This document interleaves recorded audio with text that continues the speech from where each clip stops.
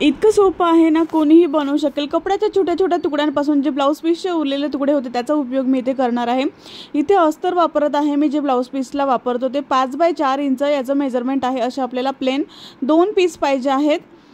तर इथे तुम्ही प्रिंटेड पण कपडा घेऊ शकतात। तर अशा पद्धतीने मी फोल्ड केलेला आहे। ज्या साईडने 4 इंच आहे त्या साईडने अशा पद्धतीने फोल्ड करायचं आणि फोल्ड करून आपल्याला असं पिनअप करून घ्यायचं। पिनअप केल्यानंतर आपल्याला 1.25 इंचावरती असं मार्किंग करायचं आहे। खालून जिथून ओपन भाग आहे तिथून आपल्याला मार्किंग करायचं आहे 1.25 इंचावरती आणि अशी आपल्याला तिरकस लाईन अशी ओढून घ्यायची आहे अशा पद्धतीने।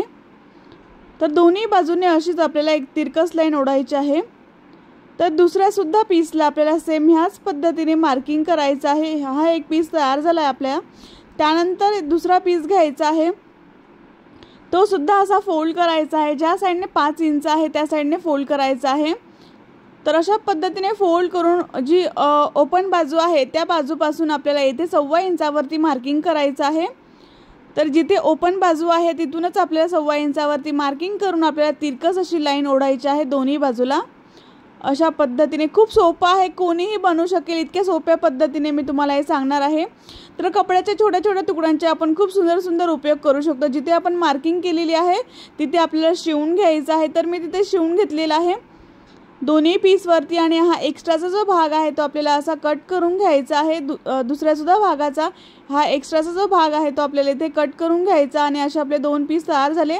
त्यानंतर पिनअप काढून घ्यायचा आणि आतला कपडा जो आहे तो व्यवस्थित असा बाहेर काढून घ्यायचा आहे। खूप सोपं आहे, इझी आहे, कोणीही बनवू शकेल, इतकी सोपी पद्धत आहे। तर कपड्याचे मी ब्लाऊज पीसचे उरलेले तुकडे तुम्ही इथून पुढे फेकून कधीच देणार नाही, तर त्याचा असा उपयोग कराल। खूप छोटा कपडा याला लागतो। तर त्यानंतर कॉर्नर जे आहे ते कोणत्याही एका टोकदार वस्तूने असे बाहेर काढून घ्यायचे आणि असे आपले 2 पीस तयार झाले आहेत। त्यानंतर आपल्याला परत 2 पीस लागणार आहेत। तर मी इथे ब्लाऊज पीसचा उरलेला जो तुकडा होता तो मी इथे वापरत आहे। 2 तुकडे मी इथे घेतलेले आहेत आणि याचं जे मेजरमेंट आहे ते 7 बाय 4.25 इंच याचं मेजरमेंट आहे। दोन्ही पीसचं मेजरमेंट सेम आहे, 7 बाय 4.25 इंच। त्यानंतर आपल्याला 3.25 इंचावरती असं मार्किंग करायचं आहे। समोरच्या बाजूला सुद्धा आपल्याला 3.25 इंचावरती असं मार्किंग करायचं आणि जे आपण आता ट्रायंगल बनवलेले आहेत ते यावरती ठेवायचं आणि असे पिनअप करून घ्यायचे। पिनअप करून आपल्याला हे जे पीस आहेत ते आपल्याला दोन्ही बाजूने शिवून घ्यायचे आहेत। तर व्यवस्थित असं मेजरमेंट घेऊनच आपल्याला हे ठेवायचं आहे आणि इथे शिवून घ्यायचा दोन्ही बाजू। तर असा आकार याचा तयार होतो। त्यानंतर दुसरा पीस घ्यायचा, तो अशा पद्धतीने फोल्ड करायचा आणि ज्या साईडने 3.25 इंच आहे त्या साईडने आपल्याला अशा पद्धतीने गोल आकार द्यायचा आहे। एकदम अर्धा इंचावरती कॉर्नरपासून मार्क करून आपल्याला इथे गोल आकार असा ड्रॉ करायचा आहे। त्यानंतर ह्या पीसचा सरळ भाग एकावरती एक ठेवायचा आहे। सरळ भाग दोघांच्या आतमध्ये आहेत एवढा भाग आपल्याला ओपन ठेवायचा आहे आणि अशा सगळ्या बाजूंनी आपल्याला बाकीच्या बाजूने शिवून घ्यायचा आहे। तर एवढा भाग ओपन ठेवून मी सगळ्या बाजूने इथे शिवून घेतलेला आहे, बघू शकता तुम्ही। त्यानंतर जिथे गोल आकार आहे तिथला हा एक्स्ट्राचा जो भाग आहे तो कट करून घ्यायचा आणि जिथे गोल आकार आहे तिथे व्यवस्थित असे छोटे छोटे नॉचेस द्यायचे, म्हणजे आकार जो आहे तो व्यवस्थित असा बाहेर येईल। तर मी सगळ्या बाजूने छोटे छोटे नॉचेस देऊन घेत आहे। त्यानंतर जिथून ओपन भाग ठेवला होता तिथून आतला भाग आपल्याला बाहेर काढायचा आहे, म्हणजे सरळ भाग आतून बाहेर येईल। व्यवस्थित असा आकार जो आहे तो दिसेल आणि जिथे जिथे तुम्हाला वाटतंय की आकार व्यवस्थित बाहेर आलेला नाही आहे तिथे एखाद्या सुईने वगैरे तुम्ही आकार जो आहे तो व्यवस्थित असा बाहेर काढू शकता। त्यानंतर जो ओपन भाग आहे तो अशा पद्धतीने फोल्ड करायचा आणि ते शिवून घ्यायचं। तुम्ही सगळ्या बाजूने टॉपस्टिच सुद्धा करू शकता आणि इथे अशा पद्धतीने हा भाग जो आहे तो असा फोल्ड करायचा।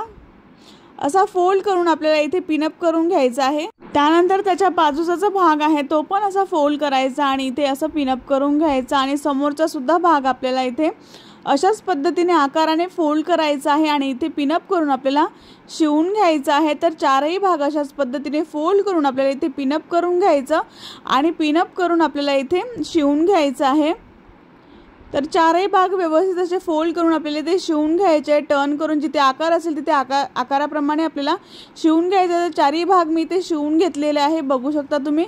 खूप सुंदर असा आकार याचा तयार झालेला आहे। त्यानंतर असं फोल्ड करायचं आणि आपल्याला इथे टिच बटन लावायचे आहेत। तर इथे आपल्याला अशा पद्धतीने मार्किंग करून घ्यायचं। इथे सेंटर मार्क केलेला आहे मी। सेंटर मार्क करून आपल्याला अशा पद्धतीने फोल्ड करायचं। फोल्ड करून आपल्याला इथे मेजरमेंट्स घ्यायचे आहेत। तर इथे अशा पद्धतीने मी माप घेतलेलं आहे आणि इथे आपल्याला टिच बटन लावून घ्यायचे आहेत। तर मी ते एक टूल वापरत आहे, त्या टूलच्या मदतीने मी इथे टिच बटन लावत आहे। तुम्ही इथे वेलक्रो सुद्धा लावू शकतात। तर हे टूल जे आहे ते खूप स्वस्त मिळतं, तुम्हाला याची लिंक मी डिस्क्रिप्शन बॉक्समध्ये देईल, तिथे जाऊन तुम्ही हे जे आहे ते घेऊ शकता। तर खूप सोपी पद्धत आहे ही आणि या टूलच्या मदतीने टिच बटन जे आहेत ते लवकर लागतात, आपला जास्त वेळ जात नाही हात शिलाई करण्यासाठी। तर दुसऱ्या बाजूला सुद्धा मी हे बटन लावून घेतलेलं आहे। त्यानंतर अशा पद्धतीने फोल्ड करायचं आणि हे बटन असं लावायचं। तर हे पाऊच आपलं तयार झालेलं आहे। छोटीशी पर्स मी ही बनवलेली आहे। तर यामध्ये तुम्ही सुटे पैसे ठेवू शकतात किंवा नोटा पण ठेवू शकतात। तर खूप सुंदर असं पर्स आपण यातलं बनवलेलं आहे। त्यानंतर यामध्ये जे कॉईन टाकल्यानंतर हे पडतात की नाही ते सुद्धा मी तुम्हाला दाखवणार आहे। कॉईन मी टाकलेले आहेत आणि कुठेही तुम्ही अशा पद्धतीने असं वाकडं तिरपं जरी केलं तरी हे कॉईन जे आहे ते बाहेर येत नाही।